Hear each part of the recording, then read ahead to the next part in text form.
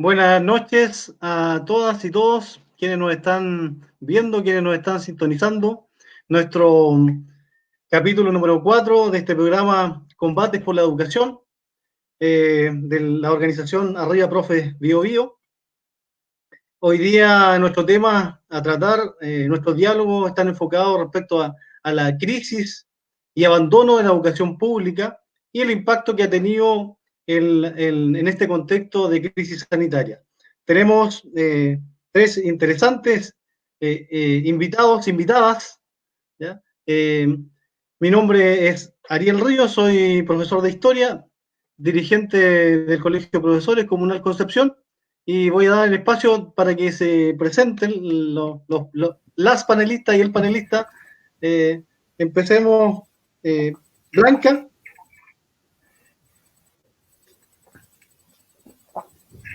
Buenas noches. Saludo a todos los compañeros presentes, a quienes se nos vienen sumando también. Mi nombre es Blanca Urrutia, soy dirigente de la Federación Nacional de Pobladores, del Comité Luchando Venceremos de Concepción. Además, también soy apoderada del Colegio El Refugio en Penco, donde soy presidenta del 6º año básico. Bienvenida, Blanca. Connie. Hola, mi nombre es Leiconi Carrier, como representante de la CONES, y aquí estoy para poder hablar desde la mirada de los estudiantes secundarios. Gracias, Connie. Bienvenida. Mario. Hola, buenas noches. Un gusto estar aquí con ustedes, aunque sea por estas vías virtuales, ¿cierto? Yo soy profesor de filosofía, trabajo en la Universidad de Santiago y bueno, soy integrante del Observatorio Chileno de Políticas Educativas, que es el motivo por el cual me encuentro en este foro. Así que muchas gracias por la invitación a Arriba Profes de Chile. Desde ya agradecemos haber aceptado esta invitación a Mario, ¿cierto? Que es un profesor de filosofía de la USACH y investigador de la UPECH, a Blanca Urrutia como apoderada, representante de un estamento súper importante de nuestro sistema educativo, y a Lei Connie, ¿cierto? Una estudiante secundaria y dirigente también del movimiento estudiantil, que ha sido tan protagonista de los intentos de cambio que hemos tenido en el sistema educativo chileno. Bueno, saludar a los compañeros y compañeras que hoy día han sido detenidos por atreverse, por la valentía de ir a la calle y exigir lo que nos corresponde, que estamos exigiendo, que es el 10% de nuestros fondos de AFP, fondos de pensiones, ahorros que nos corresponden como trabajadores, y que hoy día lamentablemente dependemos de la tribuna del Congreso, y las decisiones de una clase política que no nos representa y que el pueblo ha vociferado a gritos en la calle, que necesitamos cambios profundos en nuestro país. Hablamos hoy día, vamos a hablar de crisis y abandono de la educación pública, dos conceptos que no son para nada ajenos a la sociedad chilena. Abandono porque más que nunca en este contexto, la sociedad chilena, el pueblo chileno se ha visto abandonado de la protección social que debería entregar un Estado en un contexto como este. Crisis porque sin duda es innegable que estamos en un contexto de crisis estructural del modelo neoliberal que hoy día nos domina, y por lo tanto es necesario, creemos, dar este espacio de diálogo, de este espacio de conversación, para que podamos ir proyectando soluciones ya desde diferentes organizaciones sociales y sectores de la sociedad, en este Chile que tanto anhelamos que se produzcan cambios. En este contexto de crisis estructural que tenemos, que estamos viviendo como país, hemos visto como desde las diferentes dimensiones de la sociedad se inscribe en una serie de batallas, ¿cierto?, de combates, a propósito de combates por la educación, dimensiones como es el tema de la seguridad social, donde la coordinadora No Más FP ha dado una gran batalla todos estos años para poder liberar, ¿cierto?, nuestros ahorros, nuestros recursos desde la AFP, para poder construir un sistema de seguridad social para todas y todos. También hemos visto cómo diferentes organizaciones ambientales han dado una gran batalla por el medio ambiente, ¿cierto? Por sostener una economía sustentable, por mantener ciertos espacios necesarios que tenemos que defender de nuestro planeta. También hemos visto una gran batalla por un derecho tan importante como es la salud, y que hoy día en este contexto hemos visto el gran desastre que ha dejado en este contexto de crisis sanitaria. Pero lo que nos convoca en lo particular es la crisis del sistema educativo, que hoy día se ha hecho más patente, se ha hecho más evidente las desigualdades, ¿ya? El movimiento social, tanto los docentes, estudiantes, apoderados, hemos dado una gran batalla por hacer los cambios que se requieren, ¿cierto? Los estudiantes, en particular del año 2006, 2011, han dado grandes batallas para generar los cambios que se requieren, pero algo ha ocurrido que no hemos logrado esos cambios. Por eso que Mario, Blanca, Leiconi hoy día nos van a exponer su punto de vista, representando al sector que ellos representan, valga la redundancia, cómo ven esta crisis en este contexto, cómo ha impactado a los diferentes sectores. Vamos a iniciar entonces con Blanca. Gracias, compañero. Voy a empezar esta intervención sumándome al saludo que se le hacía a los compañeros que hoy día fueron detenidos por portar este cartel en el centro de Concepción, en la plaza. Compañero Gustavo Sotomayor, compañero Alexis Parada, compañero Francisco Flores, que fueron detenidos injustamente el día de hoy por salir a la calle, ¿cierto?, a exigir que se liberen este 10% que nos pertenece a todas y todos, que se viene gritando hace mucho tiempo en la calle: no más AFP. Es hora ya de que bajemos la discusión, de que se toque este tema en todas nuestras mesas, para que podamos ejercer fuerza por fin y eliminar este sistema que nos tiene a toda hora atados de brazos y nos tiene también sujeto a discusiones, ¿cierto?, de personas que ven si nos sueltan o no la plata que nos pertenece. Bien, voy a seguir también diciendo que para mí yo trabajo directamente también en el movimiento territorial, ¿ya? Desde la Federación Nacional de Pobladores, con los pobladores, donde nacen todas estas problemáticas, donde nos enfrentamos a toda esta problemática que exponía el compañero. Entonces ya desde ahí puedo decir que nos sentimos abandonados por este gobierno, por estas autoridades. Las medidas que se han tomado desde un principio no han sido suficientes, de hecho han sido más como una burla para el poblador y la pobladora, y para los chilenos, chilenas en general. Desde el plano de la educación como apoderada, ha sido tremendamente difícil ver cómo enfrentamos esta situación con nuestros hijos, de qué manera abordamos la educación para que no se nos vayan atrasando también los niños. Yo soy presidenta de un curso donde nos ha costado demasiado poder generar la instancia primeramente de las clases online, ya que no todos tienen acceso a estos beneficios propiamente tal. Se ve el abandono también desde un punto en primera instancia se toma esta medida, que es adelantar las vacaciones de invierno. Nosotros levantamos la consigna: no son vacaciones, es pandemia.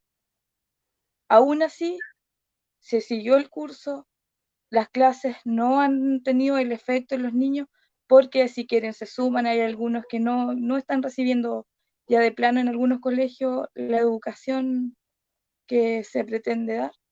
Ahora mismo también estamos viendo una nueva un nuevo receso, si es que se da o no. Yo de plano siento que este año educacionalmente ya lo perdimos, ¿no? Porque los niños no recibieron ya la herramienta. Y es necesario entonces de este plano ir aunando todas las luchas, educación, el tema de vivienda, porque la vivienda también es súper importante en esta discusión. ¿Cómo pretendemos dar, no sé, generar una cuarentena cuando tenemos familias que no tienen dónde hacerla? ¿Cuántos niños tenemos que no tienen dónde estar en este momento haciendo una cuarentena digna? Y para eso tenemos que exigir ahora, tenemos que alzarnos como pueblo organizado, ¿cierto? Para generar la instancia y ya se nos dé lo que estamos solicitando. Eso, compañeros, para empezar.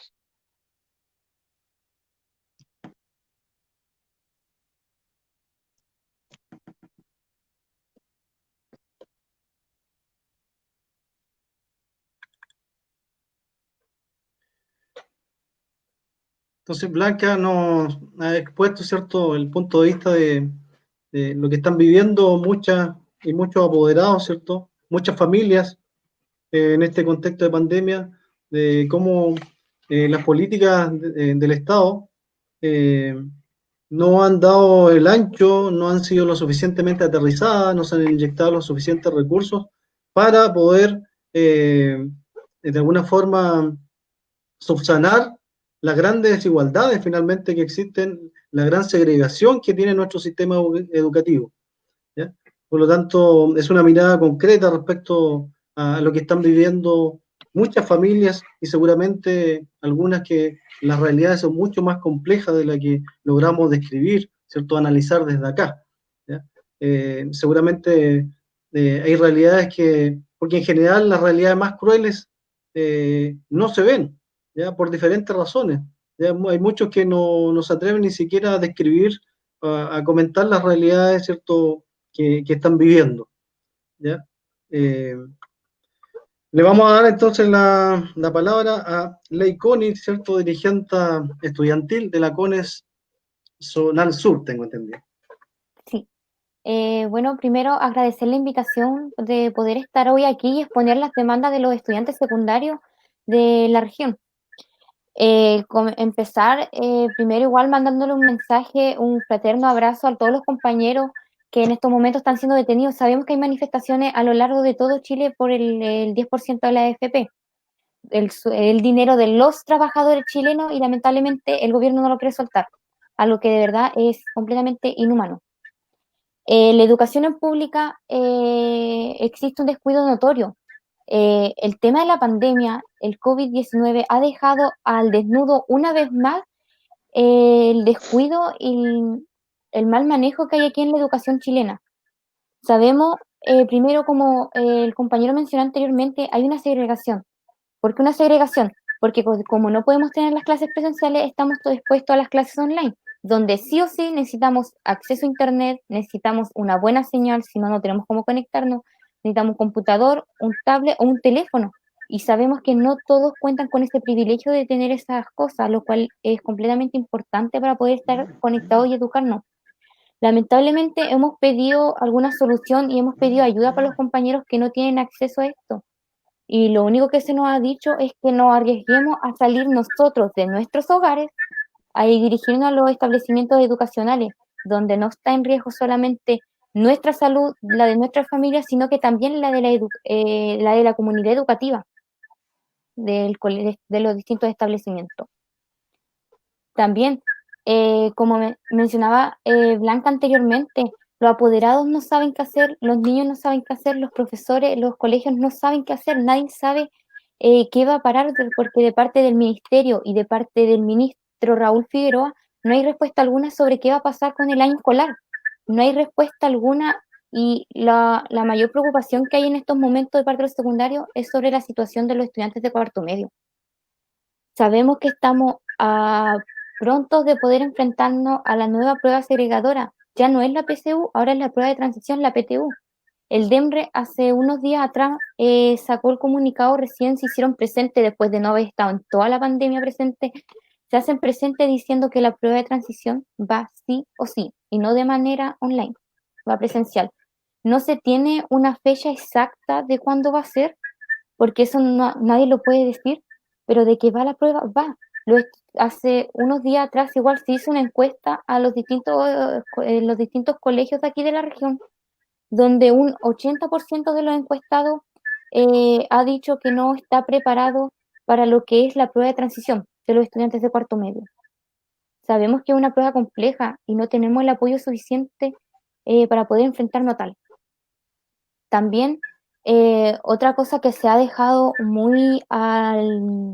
tomado muy a la ligera es la salud mental de los estudiantes secundarios. Quizás no solamente los estudiantes, sino también de nuestros profesores, que son los que nos están acompañando en este momento.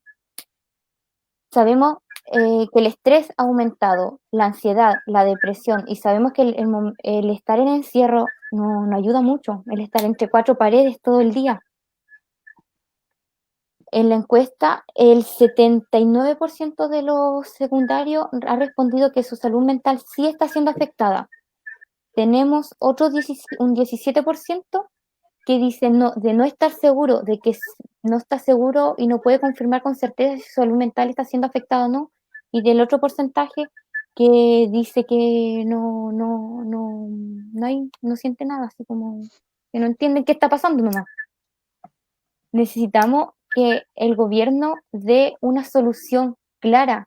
Quizás no necesitamos que nos digan, ¿saben qué? De aquí a, no sé, en 2 meses más esto se va a solucionar, porque sabemos que nadie puede corroborar eso ni dar una fecha exacta. Sabemos que eso va a depender básicamente de que cómo el COVID vaya avanzando en nuestro país. Y la única forma de que nosotros podamos mejorar, podamos solucionar las cosas, es que se declare cuarentena total digna para el país. Muchas gracias. Bueno, Connie ahí plantea, ¿cierto?, la mirada desde los estudiantes, ¿cierto? Yo creo que estamos en una etapa aún donde no somos capaces de dimensionar el impacto emocional que está teniendo esta pandemia y las políticas, en el fondo, que se han establecido de protección social, que de protección social no tienen nada, ¿ya? Vemos diferentes sectores de la sociedad, del pueblo chileno en general, extremadamente descontentos, incluso las propias encuestas, ¿cierto?, que favorecen generalmente a la clase política, lo dicen, ¿ya? Claro, los estudiantes hoy día están viviendo una realidad que obviamente nunca, como muchos de nosotros, nunca habíamos vivido, y por lo tanto los niveles de estrés, los niveles de incertidumbre, ¿cierto? Seguramente lo que plantea Connie, la respuesta que dan esos compañeros estudiantes en relación a que no sienten nada efectivamente, porque esa es la sensación en muchos casos cuando uno se enferma, ¿ya? Cuando tiene algún problema de estrés emocional, no sentir nada prácticamente, ¿ya? Una cierta apatía, ¿cierto?, por lo que está ocurriendo. Eso ya es un caso de anormalidad, algo está pasando ahí, ¿cierto? Y vemos cómo tenemos un gobierno, un Estado que no se hace cargo porque realmente no le interesa, ¿cierto? Esa es la realidad, lo hemos constatado durante muchas décadas, el modelo es extremadamente ideologizado y por lo tanto el Estado subsidiario no se hace cargo, ¿ya? Y es el pueblo chileno hoy día, principalmente los sectores más precarizados, más pobres, quienes están sufriendo las peores consecuencias de estas políticas neoliberales que definitivamente no dan para más. Vamos a dejar entonces, le damos la palabra a Mario para que nos exponga su presentación. Bien, bueno, me sumo a los saludos justamente a las compañeras y compañeros que hoy día están sufriendo la cárcel o están siendo perseguidos por la movilización social que comenzó el 18 de octubre y que, por supuesto, sabemos que no se ven visos de término de ella porque la situación sigue siendo compleja para muchas y muchos en este país. En los últimos días, además, se ha intensificado esa situación de crisis. Bueno, cuando Yendo al tema de la educación, ¿no? Cuando hablamos de lo que es la crisis de la educación actual, producida por la pandemia justamente del coronavirus, tenemos que señalar de que primero hay dos fenómenos, ¿no? Hay dos fenómenos que están articulados. Por una parte, el hecho de que la pandemia vino a producir crisis en todas partes del mundo, no solamente en el caso chileno. Hoy día todos los sistemas educativos en el mundo están siendo tensionados, están en crisis justamente respecto de lo que es la crisis, lo que ha implicado la pandemia. Eso es lo primero. Chile en ese aspecto no es una anomalía, sino que es uno más. Ahora, aquí viene lo segundo. Esto que ha afectado a todos los países del mundo, en el caso chileno ha sido una situación completamente distinta, porque, como ustedes han señalado, venimos con cerca de 40 años de desmontaje de lo que fue la educación pública que alguna vez tuvo este país.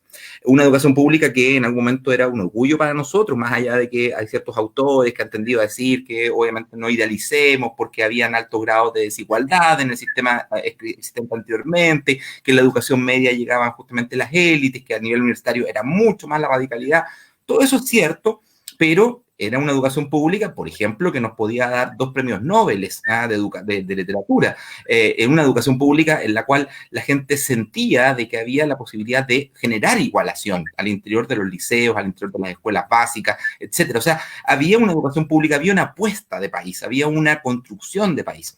Y lo que vemos con la dictadura y lo que vemos con los gobiernos democráticos, porque aquí hay que decirlo de que hay una continuidad entre los dos momentos, entre el momento dictatorial y el momento democrático, lo que vemos es un desmontaje de esa educación pública, que tiene diferentes hitos, por supuesto. El hito principal, podríamos decir, es la municipalización de la escuela, que hasta el día de hoy sigue afectando a nuestros liceos, a nuestras escuelas básicas. Otro hito central es lo que es, y esto ya en democracia, la creación del financiamiento compartido, que significó un adelgazamiento de la educación pública hasta llegar a ser casi el 60% del sistema particular subvencionado.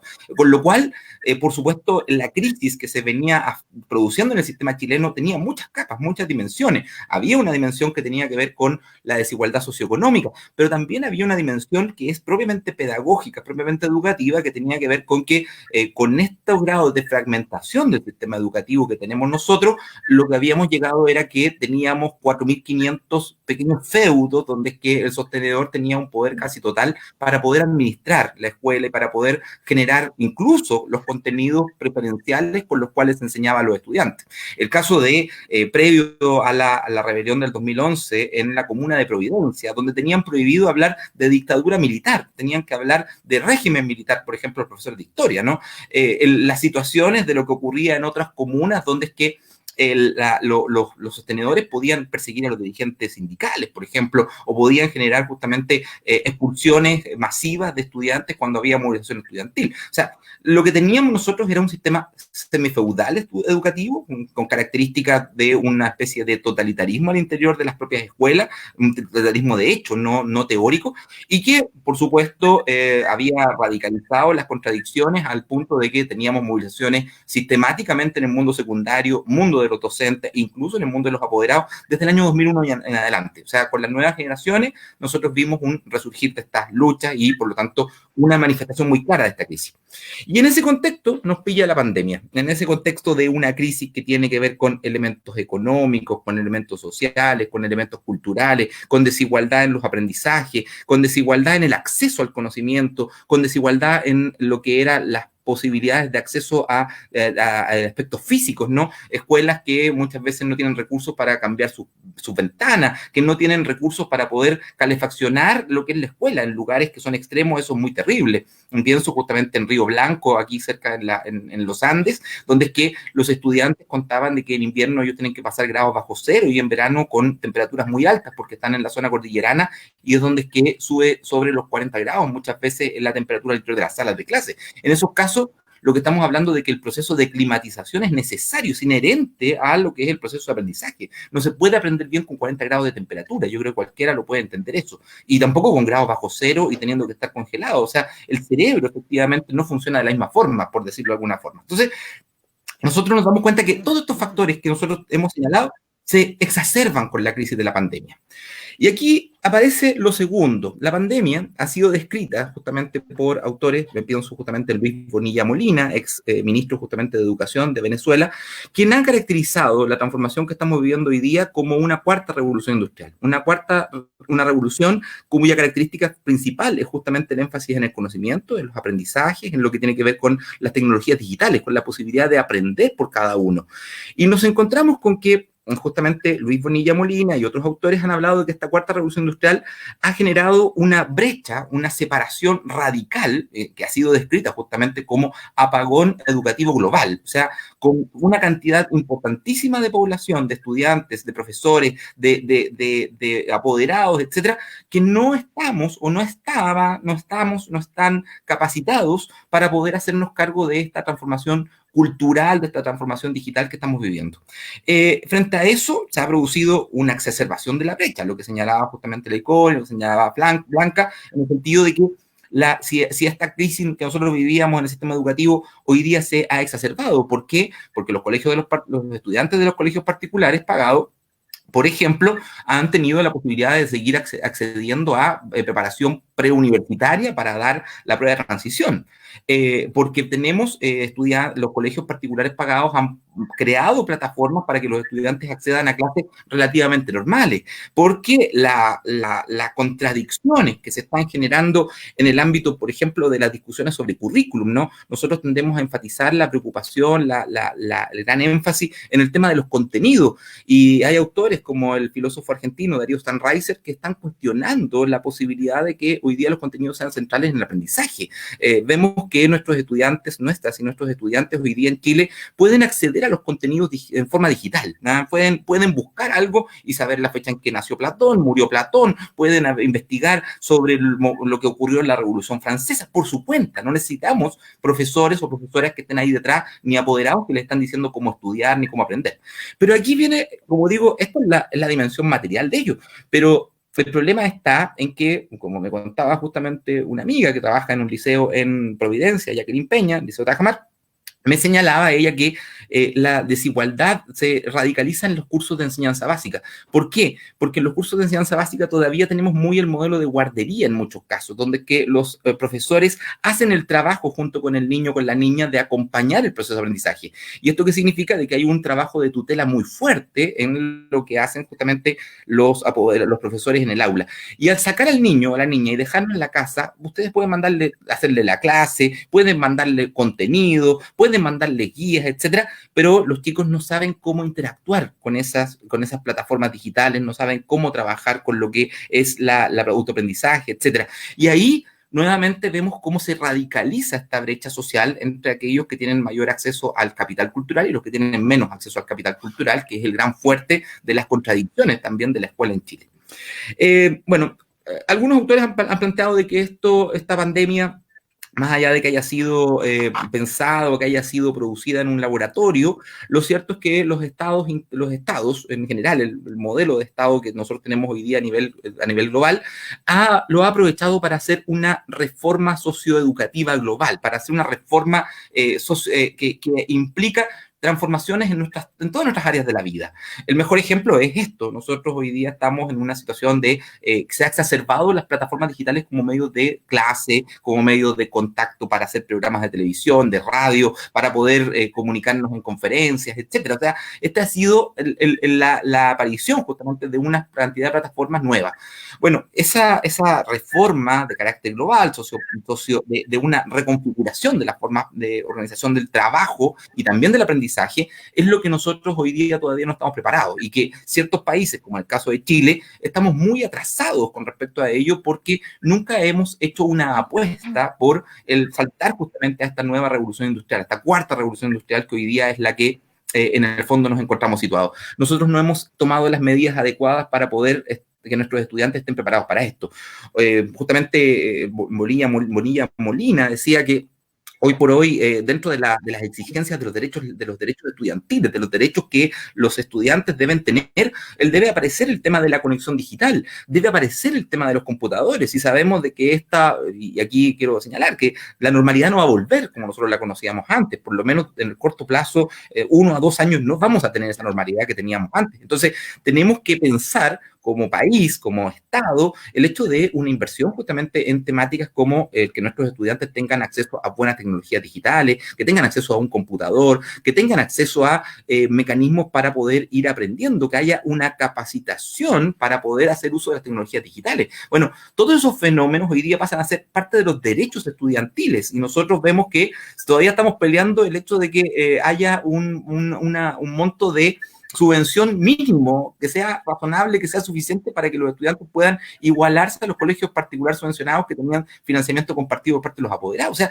estamos hablando de que nuestro rezago con respecto a las discusiones es tan fuerte que en el caso nuestro esta crisis ha venido a dejar en evidencia todas estas contradicciones que nosotros que estoy tratando de evidenciar.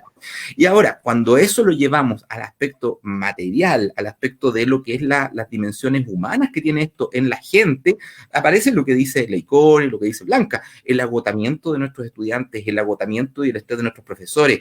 Si a eso le sumamos lo que son las tasas de cesantía que hoy día tenemos, ¿cómo le pedimos a una familia cuyos 2 progenitores, sus padres, están los 2 cesantes, por ejemplo, o donde es que muchas veces son familias monoparentales y que la mamá está cesante, le pedimos que acompañe a sus hijos o a sus hijas en los procesos de aprendizaje? Si esa persona está pensando cómo voy a comer el próximo mes, qué le voy a dar a mis hijos, a mis hijas, cómo voy a lograr pagar el dividendo, cómo voy a lograr pagar el arriendo, cómo voy a poder pagar lo que es la cantidad de dimensiones, ¿no?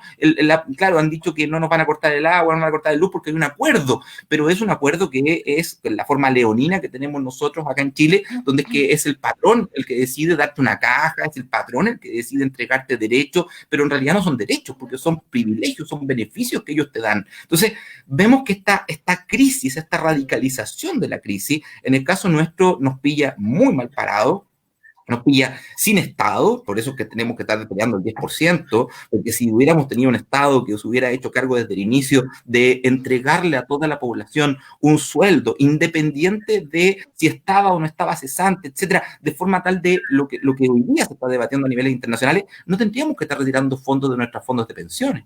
Si no tuviéramos nosotros un Estado que fuera ausente en temas educativos, que como lo señalaba muy bien Blanca, ha variado, un día nos dice que hay vacaciones, después que no hay vacaciones, después cambian y dicen que en realidad vamos a pasar los contenidos, después dicen que hay que priorizar contenido, al día siguiente nos dice que las escuelas van a volver, el otro día dice no sabemos cuándo van a volver. O sea, un Estado que para venir preparándose desde enero, como han dicho ellos, la verdad es que resulta bastante mala preparación. Si de verdad que lo hicieron, que venían preparándose desde enero, la preparación ha sido francamente detestable, ha sido una cuestión tremendamente poco seria. ¿Por qué? Y la evidencia más clara es que tenemos ventiladores que no sirven en los hospitales, que sectores como el espacio de riesgo acá en Santiago fueron contratados por 86 millones de pesos que podrían haber sido invertidos en cosas realmente necesarias y que no tienen ninguna utilidad, etcétera. O sea, lo que nosotros estamos viendo es justamente una incapacidad de parte del Estado de responder a las necesidades de su pueblo.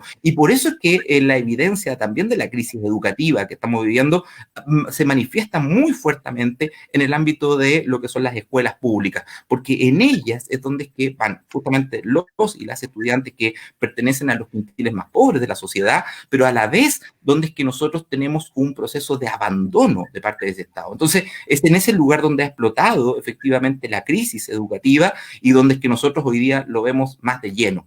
Bueno, por supuesto, esta reingeniería a nivel global no podemos revertirla, no podemos volver atrás. Entonces, la gran pregunta es, ya que no tenemos Estado, ya que tenemos una casta política que piensa solamente en ellos mismos, en sus propias escuelas, que además son dueños de esas escuelas, ya que tenemos una fragmentación incluso en el mundo de la docencia, entre tipos de profesores de donde trabajamos, ya que tenemos una fragmentación en los intereses de nuestros estudiantes, dependiendo del grupo del cual vengan, ya que, etcétera, con todas estas condiciones, lo cierto es que lo que nosotros hoy día vivimos es que la crisis no podemos resarcirla, no podemos revertirla, pero sí, como comunidades, estamos en condiciones hoy día, las comunidades escolares, las comunidades educativas, están en condiciones hoy día de convertirse en la vanguardia de una reorganización del modelo de escuela que tenemos. Porque si el objetivo ya no son los contenidos, si el objetivo es justamente el procesamiento de la información, la creación, un salto cualitativo en lo que significan los procesos de aprendizaje,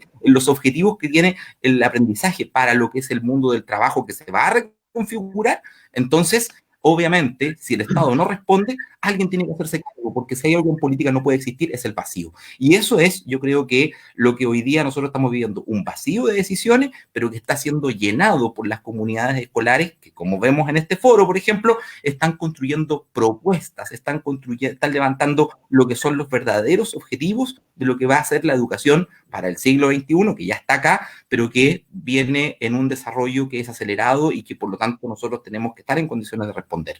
Esa crisis, como digo, afecta principalmente a la escuela pública, pero es justamente esa escuela pública por un grado de resistencia, un grado de resiliencia que ha tenido durante los últimos 40 años, la que está en condiciones hoy de resolver mejor que nadie lo que son los problemas de la educación y otros problemas sociales también y económicos que hoy día nuestra sociedad está afectándola.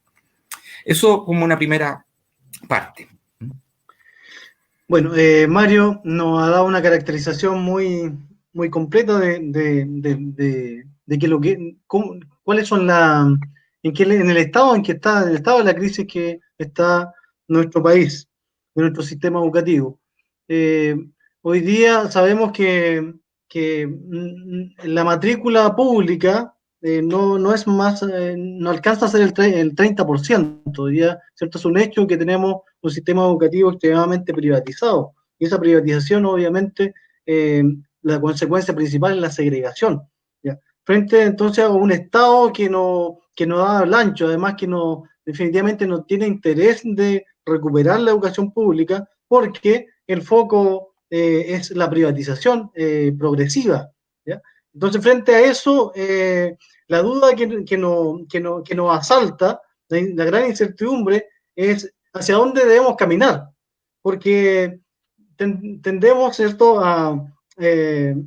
a pensar de que el Estado también nos va a dar todas las soluciones, pero tenemos que también contextualizar, creo yo, en manos de quién está el Estado. Y cuando nos damos cuenta, cuando develamos en manos de quién está el Estado, no importa lo que haga el Estado, porque finalmente nosotros, las propias instituciones públicas han ido cayendo en esta suerte de endoprivatización, porque tienen la figura jurídica de pública, pero finalmente actúan como instituciones privadas.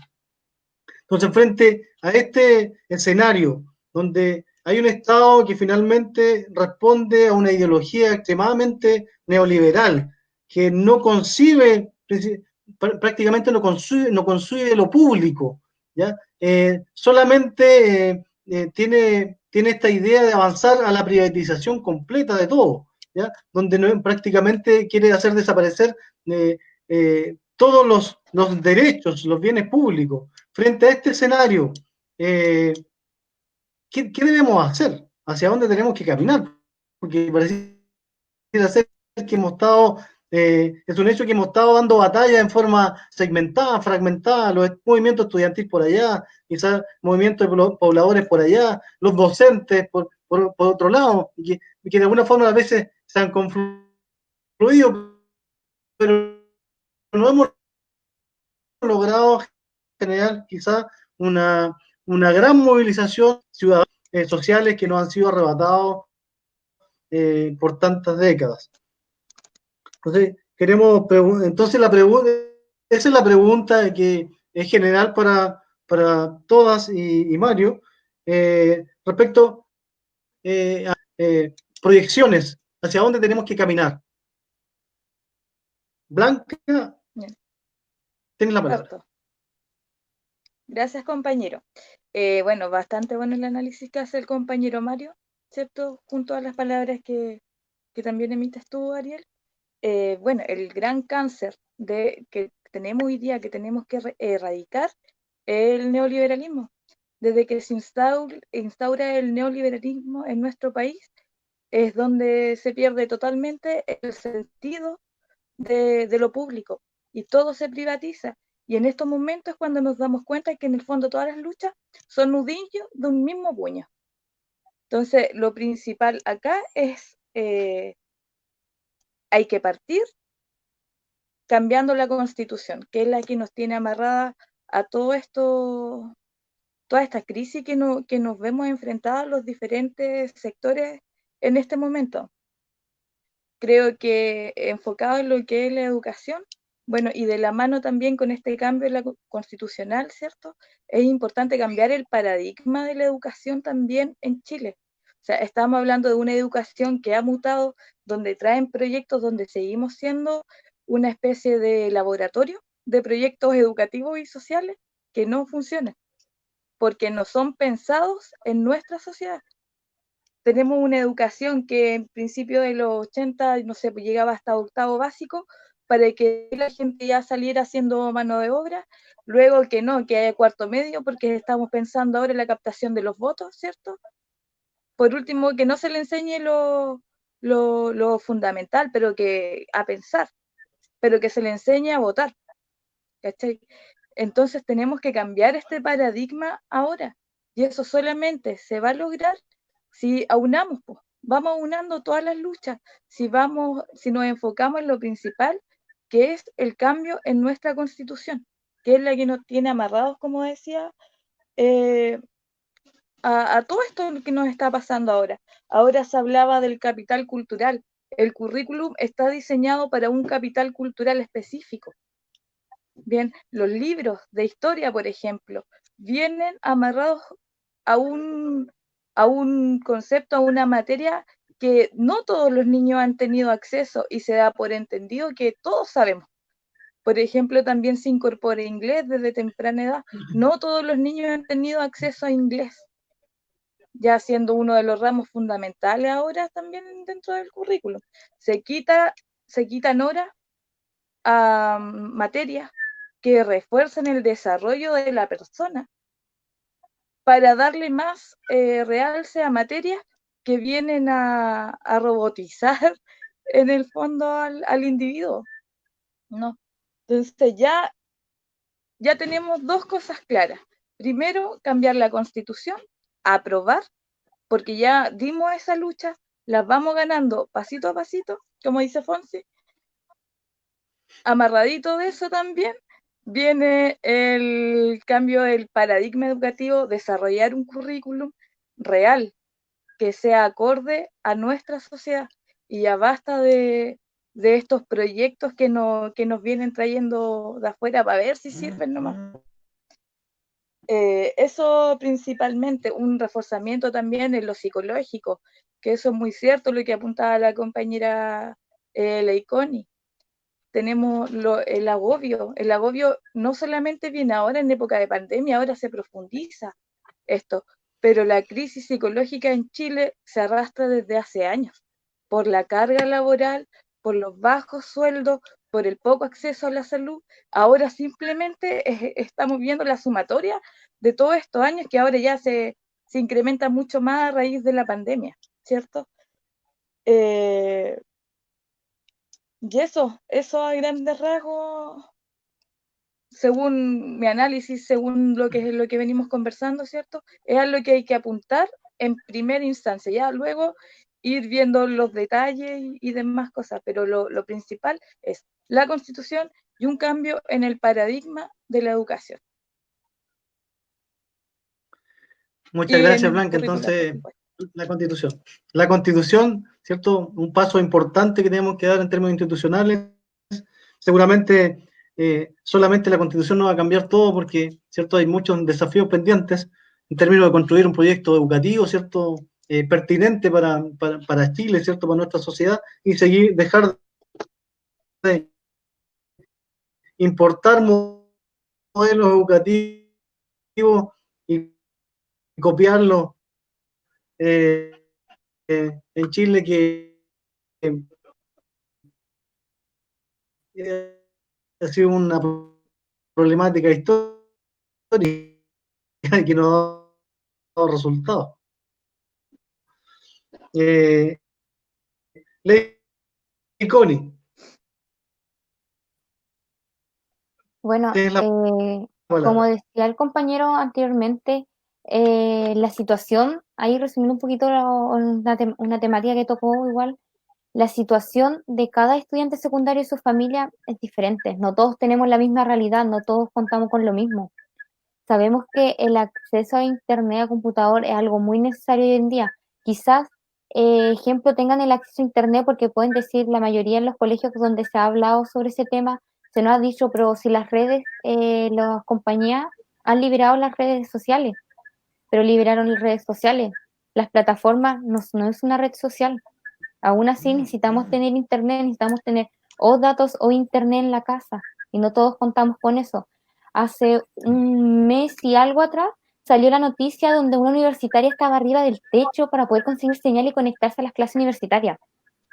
Y yo expongo ahora, ¿qué pasa con ese estudiante? Sabemos que no es la única, no es el único caso. Cuando llueva, yo no creo que se suba al techo ahí con un paraguas a estar con su computador, sabiendo que puedes poner a que se le moje, lo pierda y dos, se resfríe ella. Son situaciones que de verdad están hasta el colmo y de parte del ministro no hay ningún tipo de solución, apoyo, no hay referencia a absolutamente nada. ¿Qué es lo que necesitamos ahora? ¿En qué tenemos que enfocarnos? Como mencionaba Blanca anteriormente, necesitamos unirnos. Tenemos todos luchas que quizá van en diferentes, pero van todas de la mano. Van todas hacia un mismo punto, a que estamos con un gobierno que es miserable, que no entiende, que lo único que hace es dar respuestas inhumanas, que solamente piensan en cómo protegerse a ellos, a los empresarios, y no al pueblo nada, absolutamente nada, cuando debería ser todo lo contrario. Se supone que ellos están ahí para representarnos, y lamentablemente este gobierno no lo está haciendo. Necesitamos también, pensando en cómo estamos actualmente, que así como a los estudiantes se nos exige entregar material de trabajo, pase lo que pase, aunque la verdad agradecer a la mayoría de los profesores de la región que con los que se han hablado, que están dando flexibilidad igual a los estudiantes secundarios en lo que es la entrega de los trabajos, y eso de verdad se agradece demasiado porque igual nos libera un poquito la carga de la presión con la que estamos. Pero para poder seguir entregando trabajo y para que todos puedan estudiar, puedan trabajar, necesitamos que el gobierno dé la facilidad y entregue computadores. Hace un tiempo atrás se entregaron los computadores a los estudiantes de séptimo básico, pero sabemos que no son los únicos estudiantes que hay.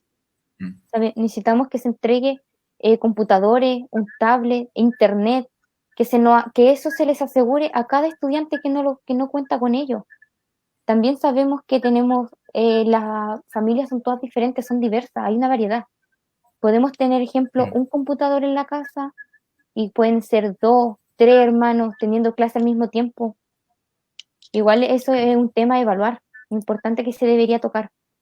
Lo otro, pensando y dejando un poquito de lado lo que es el tema de la pandemia y del COVID, para poder mejorar la educación aquí en Chile necesitamos también mejorar la infraestructura de los colegios, porque los profesores no pueden hacer clase, los estudiantes no pueden tener clase en un colegio que se gotee, que esté con hongo, que tengan las estufas malas en invierno, pasando frío, donde las pizarras no funcionen, no tengan una pizarra donde escribir los profesores. Las problemáticas son demasiadas, necesitamos que ya el gobierno se ponga las pilas. Si ellos tanto le aterra que la gente salga a movilizar, tanta represión nos imponen, si no quieren que salgamos, ayúdennos, es lo que se les pide. Ahora, un llamado que se ha hecho de forma reiterada es el llamado a la nueva normalidad, entre comillas, donde se ha intentado como decir que vamos a volver a clases presenciales. Los estudiantes secundarios decimos firmemente que nosotros no regresaremos a clases presenciales hasta que estén las condiciones para cuidarnos a nosotros, nuestra familia y a la comunidad educativa. Gracias. Muy clara, ¿cierto?, en términos de la necesidad de unirnos, ¿cierto?, frente a un Estado, un gobierno que definitivamente no logra empatizar y no tiene interés tampoco en dar soluciones concretas a esta gran problemática. Mario.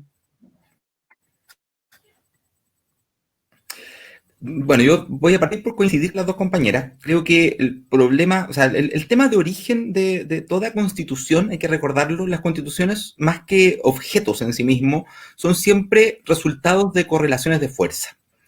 El año 1980, cuando se hace la Constitución de Pinochet, o cuando es que se hace el perfeccionamiento de la Constitución por parte de la dictadura, perdón, por parte del gobierno de Ricardo Lagos, que es una continuidad. Recordar que Ricardo Lagos le cambia el apellido a la Constitución con la cual está firmado, deja de ser firmada por Pinochet y pasa a ser firmada por él, con sus ministros, ¿cierto? A pesar de haber sido una reformita muy pequeña la Constitución. Bueno, ¿qué es lo que representa? Representa una correlación de fuerza hasta el año 2004, que es cuando que se hace este cambio, en el cual lo que veíamos era una élite tremendamente cohesionada, una élite que efectivamente tenía acuerdos, y de hecho todavía esos acuerdos los vemos, por ejemplo, en que a propósito del debate sobre el 10%, la inmensa mayoría de los economistas, incluso economistas del Frente Amplio, salen defendiendo la posición de que el 10% no hay que entregarlo. O sea, nos encontramos con una posición,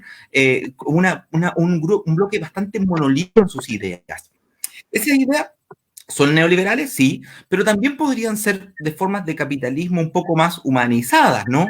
¿Qué significa ese capitalismo humanizado? Es una cuestión que podemos discutir, pero podrían tener una característica de un capitalismo un poco más humanizado. Y nos encontraríamos probablemente en 10 años, 20 años más, con que nuevamente volvemos a los mismos problemas de siempre. ¿Por qué? Porque con un capitalismo humanizado nosotros no somos capaces de revertir la tremenda crisis que tenemos por 40 años. O sea, estos 40 años, la verdad es que han dejado a la educación pública en el suelo, con la situación de lo que dice la ICONI, donde es que tenemos escuelas con vidrios quebrados, escuelas con el sistema de calefacción malo, escuelas con pisos muchas veces que están en mal estado, escuelas donde es que los libros, por ejemplo, a los estudiantes no se les prestan. Tienen que uno dice, bueno, ¿cómo es posible de que los profesores o los directivos de la institución, pero no creo que sean los profesores, no les presten computadores, no les presten los libros porque los pueden echar a perder? O sea, esa es la mirada, ¿no? También muy adultocéntrica de cómo se ha construido la escuela. Entonces, es claro de que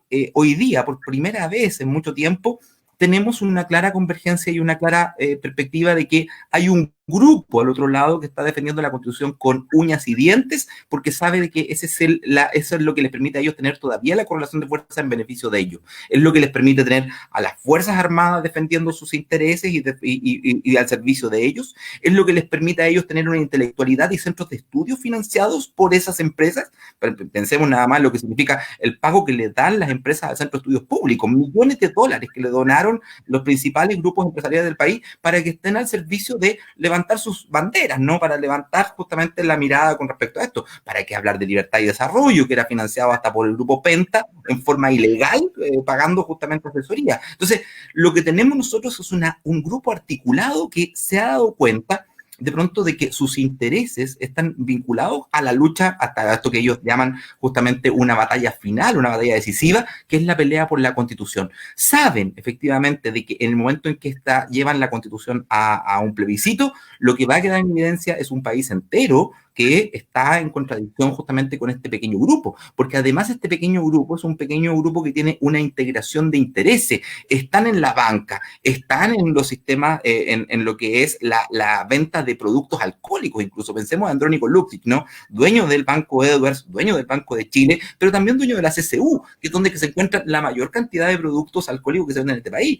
también dueño de, de canal de televisión. Pensemos lo que significa esto, el grado de concentración de poder que representa que un tipo tenga un canal de televisión para hacer propaganda a lo que son sus ideas, ¿no? Entonces, cuando nosotros nos encontramos con eso, nos damos cuenta que este pequeño grupito que está articulado en torno al mundo financiero, está articulado en torno a las escuelas también, a las universidades. Nuestro actual presidente encargado, ¿no? Cristian Larroulet, que es el que está a cargo del segundo piso y que parece que es el que está tomando las decisiones, hoy día es accionista de la Universidad del Desarrollo. La Universidad de la UDI, lo sabemos bastante bien, la UDI lo creó para eso, es una universidad para transmitir sus ideas. Entonces, lo que nosotros nos encontramos es que esa articulación de intereses va a defender con uñas y dientes lo que tiene. Y sabemos bien de que para ellos la Constitución es su mejor salvaguarda, porque en el momento en que se les empieza a desarticular la Constitución, lo que van a tener justamente es una pérdida de poder. Ahora, Lo que desarticula la Constitución no es la Constitución en sí misma, no es el plebiscito, sino que es la organización social de la otra parte. La organización social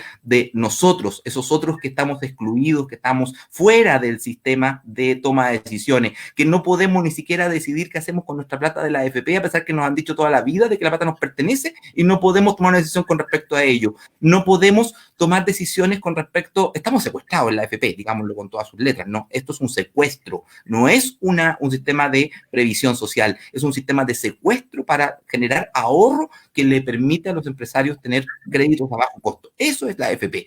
Y por lo tanto, lo que nosotros hoy día enfrentamos es justamente una batalla decisiva, una batalla, por decirlo así, final, donde los grupos de interés, por otra parte, y esto creo que es lo más positivo de todo, se está desgranando. ¿Por qué? Porque las contradicciones de clase llegaron incluso a la propia derecha, y lo vemos hoy día en la votación. Los que votaron efectivamente por el retiro de los fondos fueron diputados y diputadas que tienen correlación con el mundo popular, no son de la élite, aunque puedan estar a favor de ideas de derecha en algún momento, pero ellos saben muy bien, conviven con la gente pobre, con la que son sus vecinos, y por lo tanto no pueden llegar a la casa a decirle, oiga vecina, sabe que yo voté en contra porque mi grupo empresarial me dijo que tenía que hacer otra cosa. Tienen que responderle a gente común y corriente. Y eso yo creo que, insisto, es lo que hoy día nos da una mirada positiva, una mirada optimista, porque por primera vez estamos convergiendo las diferentes fuerzas, estamos convergiendo las diferentes miradas con respecto a la realidad.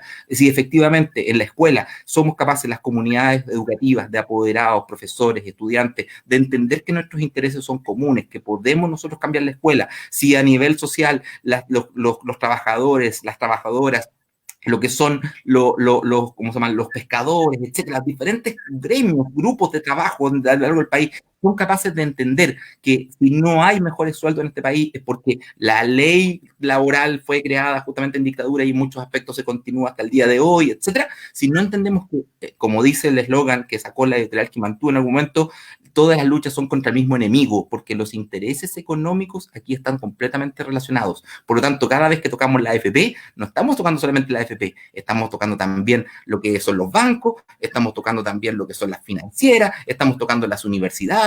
Entonces, ese es el temor. El temor es justamente que el sistema se les está desmoronando bajo los pies y que todavía ellos no tienen respuesta. Nosotros tampoco, pero nosotros por lo menos estamos en camino de converger. La gran respuesta es la convergencia de las luchas hacia la construcción de un frente común que nos permita a nosotros disputar la forma de vida neoliberal, construir una forma de vida cooperativa, construir una forma de vida donde es que su fundamento sea justamente la ética, aquello que decía en algún momento Fidel Castro, por la moral, por la condición superior que tenemos nosotros, que defendemos ideas y no defendemos intereses puramente económicos. Eso es lo que nos hace superiores a lo que ellos puedan llegar a exponer, a lo que ellos nos puedan llegar a entregar. Muchas gracias, Mario. O sea, mucha claridad, muy completa la caracterización de hacia dónde debemos caminar. Coincidimos todos, al parecer. Yo creo que es la nueva mirada que tiene el pueblo de Chile. Hoy día todos sabemos que el único camino a poder converger, es poder transformar todas estas luchas sectarias que lo fueron en algún momento en una sola lucha. ¿Ya? El enemigo es uno solo y Mario lo describe muy bien, ¿cierto? Hay una integración en todas las dimensiones de la vida, ¿ya? El neoliberalismo lo encontramos cuando vamos a la clínica, lo encontramos en educación, lo encontramos en todos lados, ¿ya? El enemigo en el fondo está en todos lados, ¿ya? Y es por eso que es necesario que desde la educación, yo en lo particular creo que ese espacio reúne a la sociedad chilena, y no solamente al mundo adulto, a propósito de esta mirada adultocentrista que nos decía Mario, sino que reúne también a nuestros hijos, a nuestros estudiantes, en este caso, reúne al pueblo chileno. Y desde ese espacio es súper importante dar la lucha, dar la disputa ideológica por el currículum también, por recuperar esta alicaída, ¿cierto?, y destruida educación pública, porque solamente recuperando la educación pública vamos a avanzar hacia la necesaria igualdad de oportunidades que es el rol que le compete a la educación pública, y no la segregación que genera la educación privada. Estamos ya terminando. Le damos un espacio para que se despidan, agradeciendo a todos los que nos han sintonizado, a quienes nos están viendo, a quienes están hasta ahora de la noche interesados en esta gran temática, que si bien es cierto es desde la educación, pero son las grandes problemáticas que vivimos en todas las dimensiones como pueblo. Así que ahí, Blanca, puedes iniciar despidiéndote de la audiencia.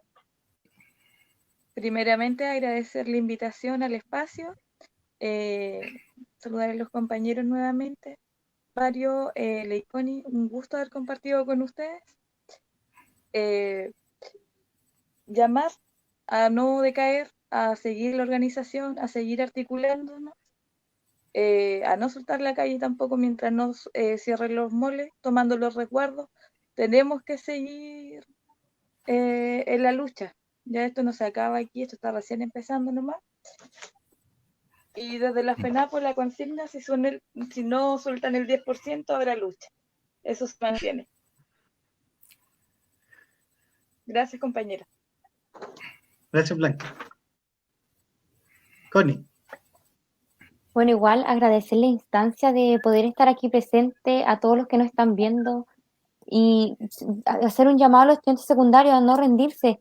Como dice, la lucha nos está recién empezando, nosotros no nos vamos a rendir, no volveremos a clase hasta que las instancias no estén, las condiciones no estén para poder volver, y hacer un llamado igual a los jóvenes a seguir levantando las ollas comunes que el pueblo necesita. Los trabajos voluntarios han estado presentes a lo largo de toda la región y eso debe seguir prevaleciendo, así que fuerza, chiquillos, que vamos a salir adelante. Gracias, Connie. Mario. Bueno, también lo mismo, agradecer la invitación, ha sido súper interesante, agradezco justamente el poder compartir contigo, Ariel, con Blanca, con Leiconi, poder conocer también desde acá, desde Santiago, ¿no? Que es muy distinta la realidad a lo que pueden ser las regiones. Esperemos que en una nueva constitución realmente tengamos un fenómeno de descentralización nacional, porque creo que ese es uno de los grandes problemas que arrastramos desde que se inició este país, desde el siglo XIX en adelante, y que es lo que tiene ahogado a muchas ciudades. Cuando uno ve la situación que ocurre, por ejemplo, en los liceos o en los hospitales, de todo esto, ¿no? Conocer algunas veces capitales regionales que no tienen especialistas en áreas porque no son importantes para lo que es el desarrollo del país. Bueno, todas esas dimensiones son las dimensiones que hoy día estamos en condiciones de poder cuestionar, de poder plantearnos. Y por supuesto coincido en que lo que necesitamos hoy día más que nunca, más que siempre, es organización, es convergencia, es construir una plataforma común, porque como todos ustedes han dicho, hoy día esto por primera vez estamos en condiciones de pensar en un horizonte común, en una mirada común, para poder derrotar las fuerzas que nos han tenido sojuzgados durante los últimos 200 años. Hoy día la lucha no es solamente por estos últimos 30 años, estos últimos 40 años, es una lucha por devolverle al pueblo mapuche sus tierras, es una lucha por colocar a la mujer en el lugar que le corresponde, en el protagonismo que le corresponde, es una lucha por devolverle a las regiones la independencia que alguna vez tuvieron, es una lucha por todas las dimensiones que nuestro pueblo hoy día está concluyendo. Así que muchas gracias por la invitación y que nos ha permitido el poder justamente reflexionar y poder plantear, ¿no? Perspectivas comunes. Así que gracias, compañeras y compañeros. Muchas gracias a todas, muchas gracias, Mario. Gracias a todos los que nos están viendo, los que nos han sintonizado. No dejen de sintonizarnos todos los miércoles a las 21 horas. Vamos a seguir realizando, creando diálogo, propuestas desde este espacio, desde la educación, pero incluyendo a todos los sectores, porque, insisto, la educación, digamos, es el espacio de confluencia, creemos nosotros, de donde debemos también generar los impulsos para poder cambiar esta sociedad neoliberal que tanto daño nos ha hecho. El próximo capítulo está relacionado con el movimiento Nomás FP, ¿cierto? Cómo también el mundo de la educación es parte de, ¿sí? Se ha insertado en este movimiento activamente, porque creemos que así como la educación, digamos, es un pilar que puede generar la transformación del sistema o la reproducción de la desigualdad, creemos que la AFP también, sabemos que la AFP, este mecanismo de de despojo de los ahorros de los trabajadores, también es un pilar fundamental al que debemos atacar para poder derribar y lograr la anhelada, un anhelado sistema de seguridad social que tanto requiere este país. Así que muchas gracias a todos y nos vemos el próximo miércoles.